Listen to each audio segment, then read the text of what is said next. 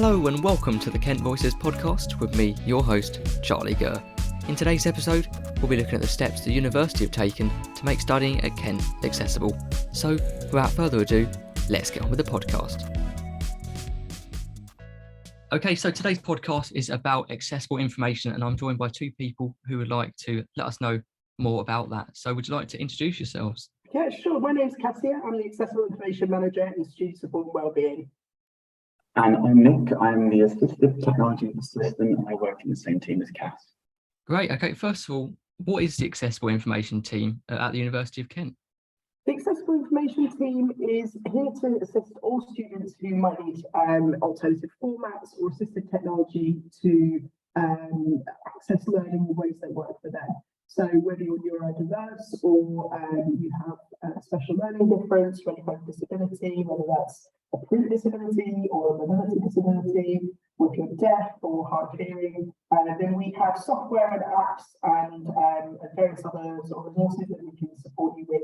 And we can demonstrate those to you on using them so that you can use them for yourself. And we can also provide you with alternative formats of all your learning materials. So if you'd rather have your reading in an audio format rather than in print, then we can arrange for that to happen. You mentioned about some of the things that you can do for students in terms of having reading in audio format. Is there anything else that you do to help students out at the university? One of the main things that we do is provide training on how to use software, which students would get through the disabled student allowance, but also we're trying to have a culture change at the university to make sure that they don't have to have these adjustments made because the content is already very accessible from the outset. And going forward, we're going to be working a lot with the academics to embed accessibility as part of their training and part of their teaching and how they create materials, whether that's in workshops and labs or in lectures and seminars, however it's delivered. We're going to be working with them and training them, trying to kind of just raise their awareness of some more accessible principles so that they can embed it into their practice. So what other accessible technology is available to students and how is that helpful with their studies? Some of the most impactful things are just ways of being able to take your learning materials and convert them into alternative formats. So, for example, having textbooks being read aloud to you by software. One of the best applications for that is Clara Read, and that should be available on all of the campus PCs. We also use Blackboard LA, which is a plugin for Moodle, which allows students to download alternative formats of the content which their academics have uploaded for them. And Census Access, which is a tool for creating alternative formats of any material. And one of the really nice things about that is that it's something that you can take anywhere into the real world. So if you were, you're thinking about and you just take a photo on your phone, send it off to Census Access, and you get an alternative format sent back to you. And that's one of the key objectives is, whilst there are some big hitters of accessibility, things like Clara Read, inspiration for mind mapping and things like that, one of our key objectives is to try and find applications that you can take outside of the university and use in your own life and try and move away from this idea of specific software that can only run on Windows machine. Instead, it's something that you can have anytime, anywhere you need it, on your phone, and you can share it with your friends and family. So the best thing you can do is look on the software finder page on the university website, where we list a bunch of accessibility tools. Some of these will be things which are installed on the campus PC, such as Clara Read or mind mapping software. But we also have suggestions for apps that you can use on your own devices. Some of them will be free, some of them will be web apps that maybe have a subscription. But the idea is that we open this up to students to use not just at university, but also to be able to use it outside. So once you have finished studying, you can take these to the workplace. One really key example would be, say, in Microsoft Word, you've got Immersive Reader, which allows you to have the text read aloud to you with highlighting, and it runs it in an easier to read thing. So it takes out a lot of the user interface from Microsoft Word and just shows the screen, just shows you the text on the screen, making it much more simple to read it or highlight it whilst it's reading it aloud. So it helps a lot with comprehension. So again, this isn't really just an accessibility thing, it's a productivity feature, which helps with proofreading, for example. And that's something which comes up a lot of the accessibility software. Whilst there are very specific uses for things such as screen readers, a lot of this stuff is just a better way of accessing your content or a better way of creating things. nobody's ever been disadvantaged by something being made accessible. I think the only thing I'd add is that, as Nick said, the most important thing is that these apps and software and resources that we have are not just for people who might have a specific learning difference or a print disability or somebody who's neurodiverse, but they really do help a lot of students, and they're available to all students. They're right on the software finder there. It's very easily accessible, obviously, to be able to download this stuff for yourself. But if you do need more additional kind of help with it, or if you want a one-to-one to kind of get to grips with it better, then you can book an appointment with the Accessible Information team, and we can demonstrate how it works and show you on your machine. So if you bring your laptop in, we can kind of go through it in more detail for you. Great. Okay, so are there any events that are run for students during term time? Yeah, we've got a couple of them coming up actually. We wanted to kind of showcase to students some of the technology that we have, some of the software and apps, and kind of show them off a little bit. So we're going to be running a tech and tea session at both the Canterbury and Medway campuses, just to sort of show off some of these bits, and also to give students an opportunity to meet other students and have a free tea on us and some biscuits. So it's a win-win really. So that'll be on the 12th of October in Canterbury between 12 and 2. And we haven't got a room booked for that yet, but we expect it'll be somewhere in King's College. Obviously, we'll be promoting that on our social media, on Student Support and Wellbeing social media near the time. And then the next day will be in Medway for the second tea there, 13th of October, again 12 till 2. You'll also be able to find us a week before that in the libraries at both Canterbury and Medway. We're just kind of having a bit of a pop-up so that you can come and meet us and ask us any questions, find out whether any assistive technology or software would be beneficial for you, and just kind of just around if you have any questions or any concerns or you're not sure about what we're going on about, and then you can come to the second tea to get a more in-depth demo of that kit and those apps and software. So you say that students can talk to you at these events about any questions they might have. Are they able to book an appointment to speak with you as well? Yeah, so all of the software and the apps, everything available to all students. But if you do want to go into more detail and you are a student with a disability or with a special learning difference or specific learning difference, or if you're neurodiverse, then you can register as part of Student Support and Wellbeing and get some support through that, including one-to-ones with us where we can demonstrate the technology to you and give you one-to-one support throughout your time at Kent.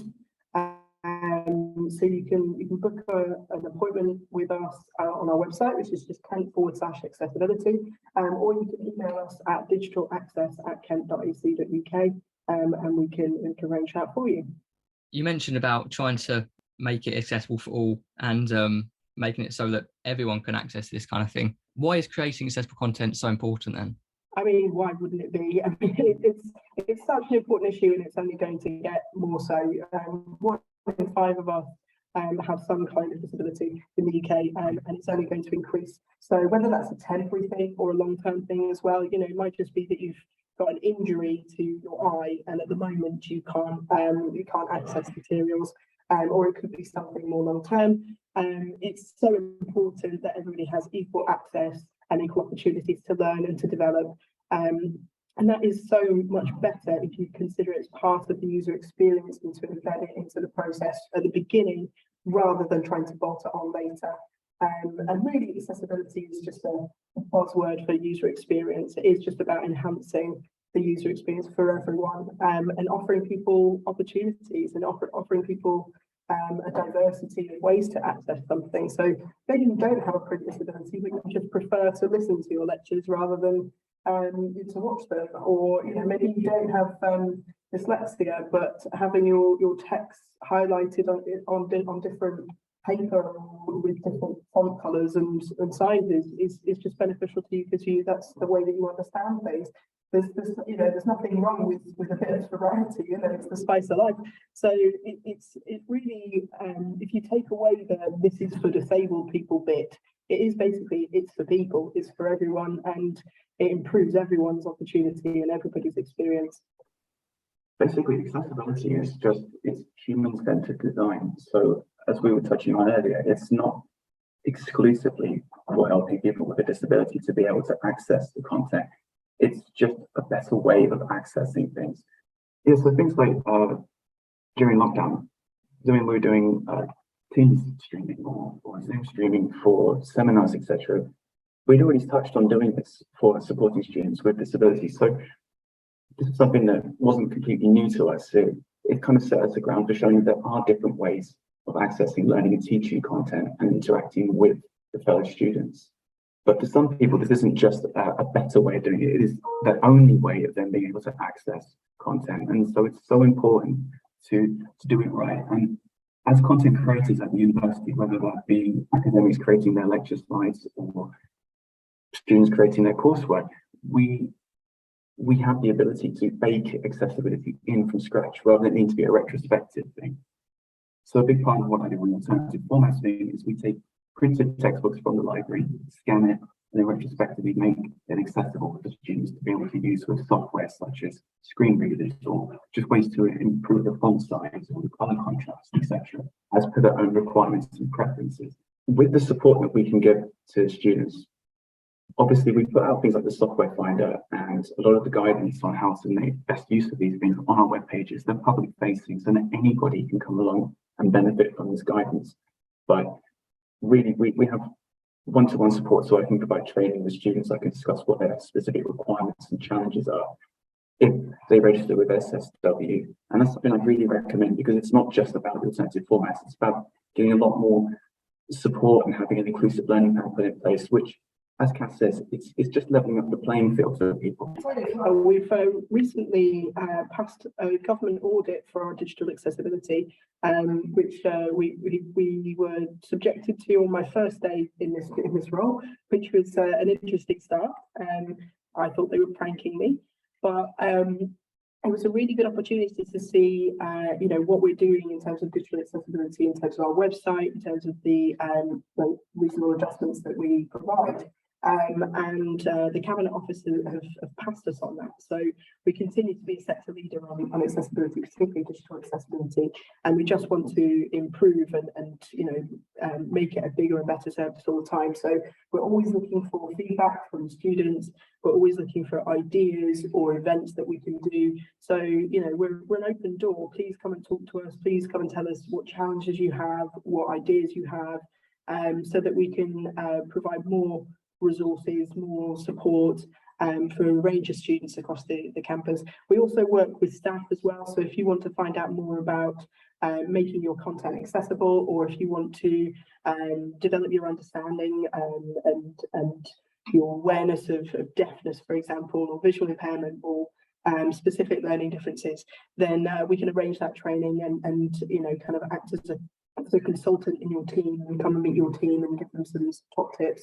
Because we can't do this without champions around the university. We're not going to sort of go around with a compliance stick beating everyone when they're not accessible enough. We need people to be leading the way as well. So we're really looking for people to give us ideas on things and share best practice with us and give us their feedback, because we need that in order to keep banging the drum and developing things.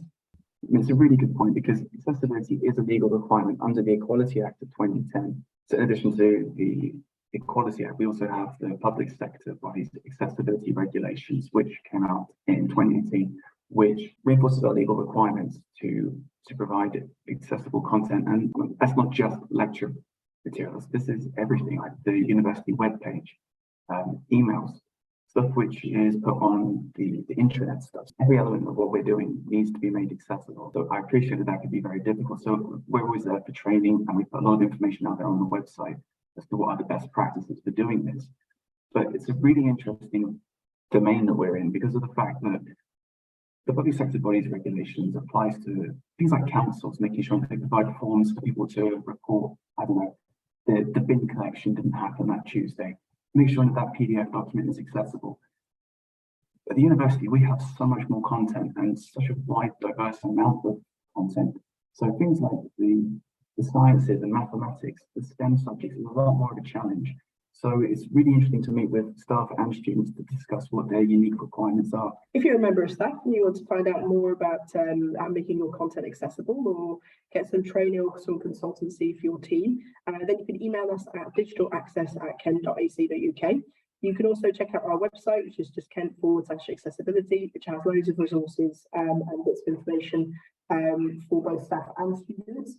If you are a student with a disability or specific learning difference or neurodiversity or anything like that, then you can book in a one-to-one appointment on our website as well. And do come and join us at the Tech and Tea next in October at both Canterbury and Medway.